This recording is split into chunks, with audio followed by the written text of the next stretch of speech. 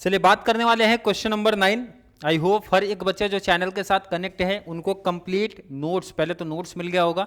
Notes का भाई free of cost है, जो भी बच्चे अभी तक नहीं मिला जिनको नोट्स, वो नोट्स व्हाट्सएप पे आके मैसेज करके नोट्स ले सकते हैं।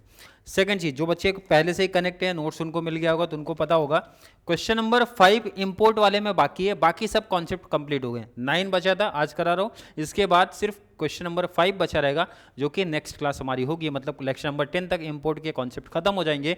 देन हम लोग एक्सपोर्ट वाले टॉपिक पे चलेंगे। क्लियर है यहाँ तक का कॉन्सेप्ट? और जो बच्चे न्यू चैनल के साथ कनेक्ट हैं उनको बता दिया जाए, टॉपिक हमारा चल रहा है accounting of transaction of foreign currency, और इसी के नाम से मैंने प्लेलिस्ट बना दिया है। लाइन टू लाइन आप क्लास देखोगे तो काफ़ी कॉन्सेप्ट समझने पढ़ने में काफ़ी मजा आने वाला है। तो ज़्यादा टाइम वेस्ट ना करते हुए स्टार्ट करते हैं क्लास। क्वेश्चन नंबर 9 इंपोर्ट का कॉन्सेप्ट है। इंपोर्ट किया from Zen limited of USA worth $10 lakh on 1st November 2015 when the exchange rate was ₹63 पर US डॉलर। तो पहले तो परचेज की एंट्री पास करनी है हमें। पहले एंट्री हमारी कौन सी रहेगी? परचेज। डेट क्या मेंशन है भाई? 1 नवंबर। बोले तो 1 नवंबर, बोले तो 11, एंड ईयर कौन सा मेंशन था वहाँ पे? ईयर मेंशन है। और ये 17 में क्वेश्चन आया है, ईयर भी देखो मैंने मेंशन किया कौन से ईयर का क्वेश्चन है। 15 है। परचेज की एंट्री पास करते हैं जरा। परचेज की एंट्री, परचेज हमेशा डेबिट होता है, ध्यान रखना। तो परचेज अकाउंट डेबिट, और क्रेडिट परचेज की ये बात करता है तो टू पार्टी अकाउंट। पार्टी कौन है इस केस में या इस सब में? जेन लिमिटेड। कैल्सी ले लो जरा, कैल्सी ले लो, लिख लो जरा कितने डॉलर? $10 लाख इनटू $1 का रेट कितना था वही मेंशन किया गया भाई 63 इंटू 63 कितना आया?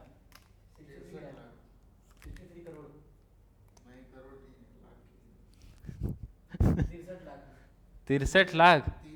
63 लाख कैसा आएगा?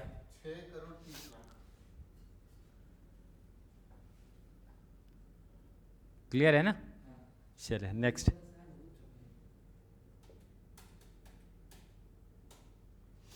नहीं, बैलेंस था अभी। एंट्री कौन सी एंट्री पास किया? नरेशन नहीं लिखूंगा क्योंकि बहुत सारे, आई थिंक 7-8 सम हो चुके हैं, हर एक बच्चे को पता होगा। बता देता हूँ भाई, by goods purchase worth $10 lakh where $1 equal to rate कितना था? 63। क्लियर है यहाँ तक? आई थिंक क्लियर कॉन्सेप्ट होगा। नेक्स्ट बात करते हैं जरा पेमेंट वाले की बात करते हैं। भाई पेमेंट आप कब कब करोगे? तो वहाँ पे मेंशन है भाई, पेमेंट की लाइन इंपॉर्टेंट है, ध्यान से पढ़ना है। Amount was paid to Zen limited to 5 equal installment. अब यहाँ पे ना मेंशन करके उन्होंने सीधा बोला 5 इक्वल इंस्टॉलमेंट में पेमेंट करना है। पेमेंट जरा देखो ना, कितने डॉलर की बात कर रहा है? 10 लाख। 5 इंस्टॉलमेंट में देना है तो कितना डॉलर आएगा? ये वन टाइम में $2 लाख आ जाएगा। क्लियर है कि नहीं? डिवाइड बाई 5 कर देना तो भाई पर इंस्टॉलमेंट कितना आएगा वहाँ पे मेंशन है। अब डेट उन्होंने दिया, कौन सी डेट पे पेमेंट करना है? तो पहली डेट आ रही भाई 1/12। पहली डेट है 1/12/15। पेमेंट की एंट्री बताओ जरा। पेमेंट की entry, party to bank. Party कौन है?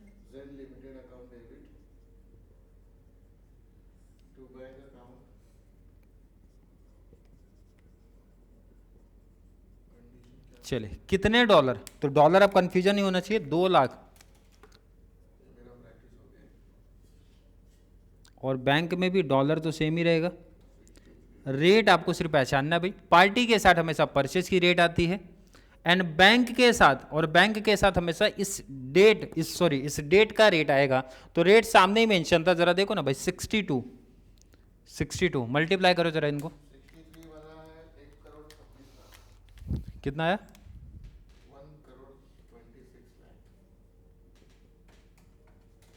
1 ये मल्टीप्लाई कर दो 124। प्रॉफिट हुआ कि लॉस? पेमेंट करना था 63 के हिसाब से, पेमेंट किया 62 के हिसाब से, तो प्रॉफिट है। कैसे? डिफरेंस बता देगा वैसे। अदरवाइज दूसरा बेनिफिट देखो ना, कितने डॉलर की बात हुआ था? 2 लाख इनटू 63 के हिसाब से पेमेंट करना था, पेमेंट कर रहा हूँ 62, तो $1 पर डॉलर के पीछे ₹1 का बेनिफिट, तो आ जाएगा सीधा आंसर 2 लाख रुपए का। प्रॉफिट हुआ तो जो डिफरेंस आता है उसको हम लोग लिखते हैं FEF अकाउंट, और जहाँ पे भी कमाया वो लिख दो। और डिटेल या समझने के लिए कॉन्सेप्ट यहाँ पे आप मेंशन कर सकते हो कि ये आपका गेन हुआ है। नरेशन हर एक बच्चे को समझा होगा। बीइंग पेमेंट मेड $, कितना है भाई 2 lakh, where $1 equal to bank वाला रेट लिखने का 62। क्लियर है। नेक्स्ट पेमेंट का रेट डेट क्या दिया है 15/1 का डेट है। डेट क्या है 15/1, डेट आया 15/1/15। फिर से पेमेंट की entry, party to bank, party कौन है भाई जेन लिमिटेड, तो Zen limited account debit to bank account. Dollar तो सेम ही है क्योंकि इक्वल इंस्टॉलमेंट की बात किया था, तो इंस्टॉलमेंट हमारा वही है same 2 lakh into 2 lakh into party के साथ तो हमेशा परचेज वाला रेट, परचेज का रेट क्या था 63, तो ये तो 63, पार्टी के साथ हमेशा 63 परचेज की रेट। बैंक के साथ ये डेट का 15/1 का रेट सामने ही मेंशन है, जरा देखो 64 का रेट है, 64 का रेट है। तो मल्टीप्लाई फर्स्ट वाला किया तो कितना आया, वो तो सेम ही आएगा ना 126। ये मल्टीप्लाई करो जरा 128 आ रहेगा। क्लियर। तो यहाँ पे प्रॉफिट हुआ कि लॉस, देखो ना सिंपल बता रहे भाई 63 के हिसाब से पेमेंट करना था, पेमेंट किया 64 के हिसाब से ज़्यादा पेमेंट कर रहे हो। कितना पर $1 का कितना डॉलर था 2 लाख, तो ये तो लॉस हो गया। लॉस में FEF जहाँ पे भी कमाएगा, डेबिट में कमा रहा है ना भाई, तो डेबिट कितना डिफरेंस, तो फर्स्ट में प्रॉफिट हुआ, सेकंड में लॉस हो गया आपको, तो यहाँ पे समझने के लिए आप लिख देना लॉस हुआ। क्लियर है क्या। नेक्स्ट डेट जरा देखो 10/2 का डेट आ रहा है 10/2/16, तो डेट यहाँ लिखते हैं जरा 10/2/16। परचेज की एंट्री बताओ, पेमेंट की एंट्री,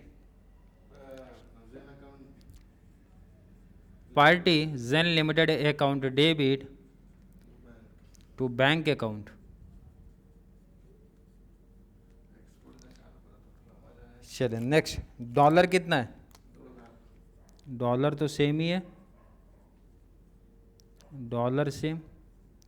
पार्टी के साथ रेट क्या बताया, पार्टी के साथ परचेज का रेट, परचेज की रेट कितना था 63। बैंक के साथ इस डेट का रेट, तो 10/2 का रेट क्या है सामने ही मेंशन किया है 61 का रेट है, 61 का रेट है।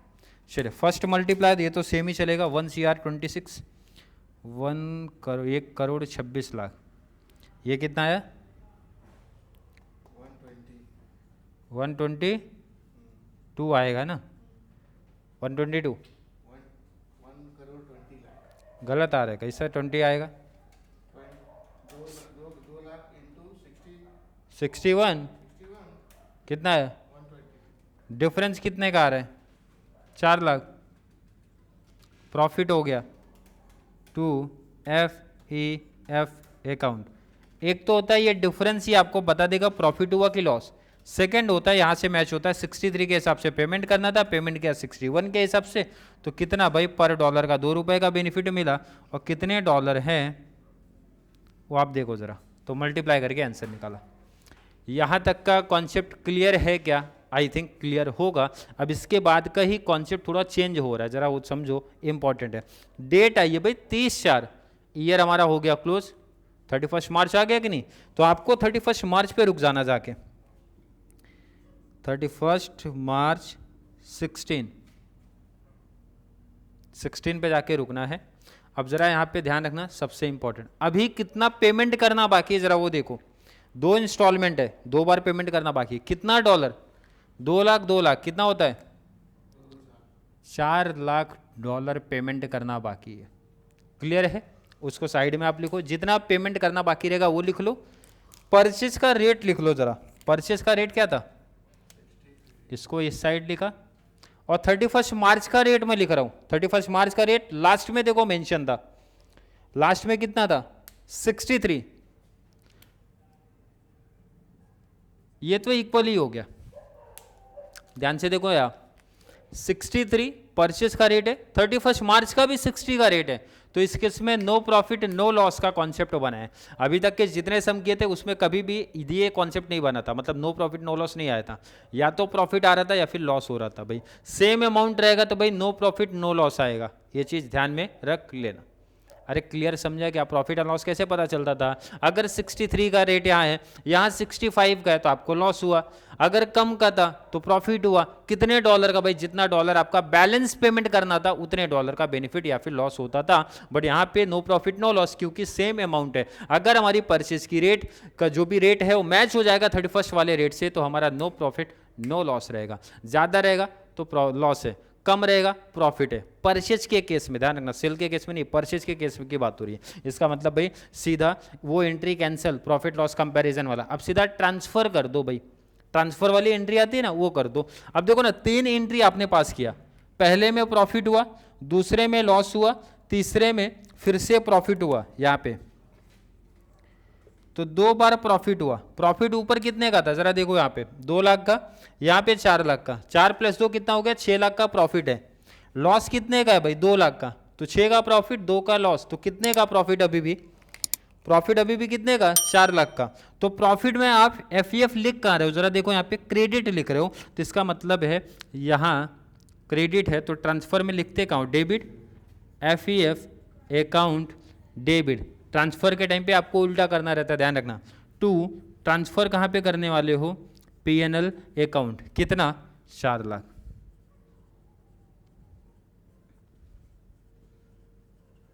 क्लियर समझा क्या क्या बोला गया? सिंपल सा है, जितनी भी एंट्री आपने किया भाई मैच करना, कितने में प्रॉफिट कितने में लॉस। प्रॉफिट एक जगह ऐड कर लो, प्रॉफिट 4 लाख का यहाँ पर है, प्रॉफिट 2 लाख का इधर है। भाई 4 + 2 होते हैं 6 लाख का हो गया। लॉस हमारा 2 लाख का है, तो मतलब इनकेस मैं बात करूँ 2 लाख माइनस कर दोगे तो अभी भी आप प्रॉफिट में ही हो 4 लाख के, क्योंकि 2 का प्रॉफिट 2 का लॉस कैंसिल, अभी भी प्रॉफिट 4 लाख में आप चल रहे हो। प्रॉफिट के टाइम पे एफ लिखते कहाँ हो? क्रेडिट, तो ट्रांसफर के टाइम उसको रिवर्स कर देना है डेबिट, एंड शिफ्ट कहाँ पे कर रहे हो? ट्रांसफर कहाँ पे कर रहे हो? पीएनएल अकाउंट में, तो वो लिख देना आप। क्लियर है? अगर ये कॉन्सेप्ट समझा है तो भाई मुझे लगता है सबसे इजी टॉपिक हो जाएगा। नेक्स्ट डेट आ रही है भाई 30/4 वाली डेट आ रही है। नेक्स्ट हमारी डेट आई है भाई 30/4, और ईयर कौन सा भाई? 16। फिर से पेमेंट का डेट आया, और पेमेंट की entry party to bank. Party कौन है? Zen limited account debit to bank account. Bank account कितने dollar? Dollar same 2 lakh, dollar तो सेम है भाई, दोनों जगह सेम ही आएगा ना भाई। इनटू रेट थोड़ा डिफरेंट रहेगा, बैंक के साथ हमेशा इस डेट का रेट है, तो 30/4 का रेट क्या था? 66। क्लियर है? अब याद रखना, कंफ्यूजन नहीं होना भाई, पार्टी के साथ हमेशा परचेस की रेट, बट मैंने बोला जब ईयर क्लोज हो जाएगा तो 31 मार्च की रेट, बट यहाँ पे दोनों सेम ही है 63, तो बात तो वही हो गई। बट अगर रेट डिफरेंस होता तो ध्यान रखना 31 मार्च का रेट आता 63, मल्टीप्लाई कर दो 126, ये तो वही आएगा सेम ही। ये जरा मल्टीप्लाई 66 वाला करो तो कितना आ रहा है बताओ जरा? 132 माइनस ले लो, कहाँ पे अमाउंट कमा रहा है? डेबिट में कमा रहा है। कैसे पता चलता है? देखो ना, 63 का रेट 66, तो भाई जिधर कमा रहा है वहीं लिखो, कितने का डिफरेंस ही बता देगा। इसको लिखते क्या हम लोग? एफ अकाउंट डेबिट, या तो डेबिट माइनस क्रेडिट करो, वो खुद आंसर आपको बताएगा। अदरवाइज दूसरा ऑप्शन है भाई, जितने डॉलर था इनटू जो डिफरेंस है 66 एंड 63, ₹3 पर डॉलर का, तो मल्टीप्लाई कर दोगे तो भी आंसर आ जाएगा। तो ये हुआ क्या आपको यहाँ पे इस केस में? पेमेंट करना था भाई 1 CR, मतलब 1,26,00,000 पेमेंट किया भाई 1,32,00,000, तो यहाँ पे लॉस हुआ आपको। लास्ट एक एंट्री आ रही है, इस ईयर की एक लास्ट एंट्री आ रही है, डेट है भाई 26/16। पेमेंट की एंट्री क्या है? Party to bank. पार्टी कौन है?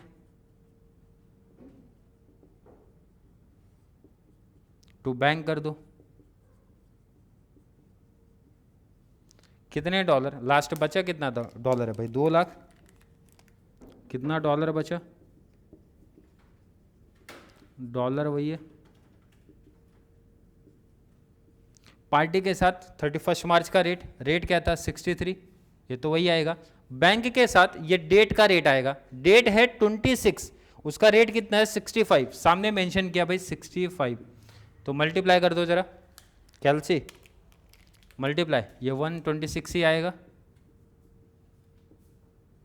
ये मल्टीप्लाई करो कितना आ रहा है 130 आ रहा है क्या? यहाँ पे भी आपने ज़्यादा पेमेंट कर दिया, पेमेंट करना था 63 के हिसाब से, पेमेंट कर रहे हो 65 के हिसाब से, तो लॉस आ रहा है कितने का, ये डिफरेंस बता देगा कितने का। क्लियर है क्या? अदरवाइज दूसरा भी ऑप्शन है भाई, पहले तो ये लिख देता हूँ मैं, FEF अकाउंट कितने डॉलर का, जरा डॉलर देखो ना भाई, 2 लाख डॉलर है, कोई दिक्कत है किसी को यहाँ पे? इनटू 65 63 कितने का डिफरेंस आ रहा है भाई 2, तो मल्टीप्लाई कर दो तो भी तो 4 लाख आया। यहाँ पे भी आपको हुआ क्या भाई, लॉस। क्लियर है कि नहीं? लॉस हुआ है,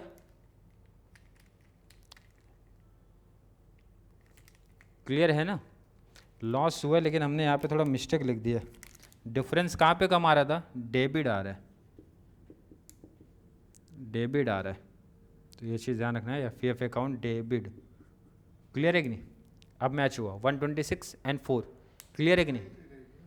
किस पे? जो डिफरेंस आया अमाउंट दोनों सेम एंट्री के, नो एंट्री रहेगी ना, सेम अमाउंट, क्लोजिंग डेट पे जो, हाँ तो इधर लिखा ना नो एंट्री, सीधा ट्रांसफर लिखा, उसके बाद 2 पेमेंट की एंट्री है। अब हो गया पूरा एंट्री कंप्लीट। अब इसका ईयर कब क्लोज होगा, 31/3/17। इस फाइनेंशियल ईयर में कितनी एंट्री पास हुआ, देखो 31 मार्च के बाद आपको देखना है कितनी एंट्री पास किया। यहाँ पे आपका 31 मार्च तक क्लोज हो गया, इसके बाद आपने 2 एंट्री पास किया और दोनों में आपको लॉस ही हुआ है। पहले में कितने का लॉस, 6 लाख, सेकेंड में कितने का लॉस, 4 लाख, तो 6 + 4 कितना होता है, 10 लाख का लॉस हुआ। अब लॉस को ट्रांसफर करना है, तो लॉस में FEF आप लिख कहाँ रहे हो, जरा देखो ना यहाँ पे डेबिट, तो जब ट्रांसफर करोगे तो इसको लिखोगे कहाँ, FEF अकाउंट क्रेडिट। क्लियर है कि नहीं? तो डेबिट क्या होगा, ट्रांसफर कहाँ पे आप कर रहे हो, PNL अकाउंट डेबिट। कितने का लॉस, दोनों है तो ऐड हो जाएगा, सिंबल सा भाई। क्लियर है क्या? आई थिंक क्लियर कॉन्सेप्ट होगा। देखो जो बच्चे स्टार्टिंग से क्लास देख रहे हैं उनका कॉन्सेप्ट बेटर तरीके से क्लियर होगा, क्योंकि एक एक सम मैंने इंपोर्ट का कराया है, सिर्फ एक लास्ट एग्जांपल आपका बचा हुआ है, उसी की बात हम लोग करने वाले हैं नेक्स्ट क्लास में, क्योंकि उसमें लेज़र का भी कॉन्सेप्ट आपका आएगा। तो जिन बच्चों को लेज़र को लेके प्रॉब्लम है, क्योंकि आगे मुझे लगता है जितने भी अब सम बचेंगे, चाहे इंपोर्ट की मैं बात करूँ या फिर एक्सपोर्ट वाले, एक्सपोर्ट में भी स्टार्टिंग के 2 सम आप छोड़ते हो, तो बाकी जितने भी सम अब आने वाले हैं कंप्लीट जनरल एंट्री के साथ लेज़र की भी हम लोग बातें वहाँ पे करने वाले हैं, तभी वो कॉन्सेप्ट आपको बेटर तरीके से समझ में आएगा। एंड आपके एग्जाम में कंप्लीट प्रीवियस ईयर क्वेश्चन की मैंने बात किया है, तभी कॉन्सेप्ट आपके बेटर तरीके से समझेंगे। एंड जिस भी बच्चे को कहीं भी किसी भी कॉन्सेप्ट में थोड़ा सा भी कहीं डाउट कन्फ्यूजन सा फील हो रहा है, लग रहा है, तो ज़रूर नीचे कमेंट में ऐड कर दो, या फिर वीडियो आपको थोड़ी सी भी हेल्पफुल लग रही है तो वीडियो को ज़्यादा से ज़्यादा TY BCom वाले बच्चों को ज़रूर शेयर करें, ताकि उनको इस चैनल से कंप्लीट बेनिफिट मिल सके। तो चलिए मिलेंगे अगली क्लास में, तब तक के लिए थैंक यू सो मच।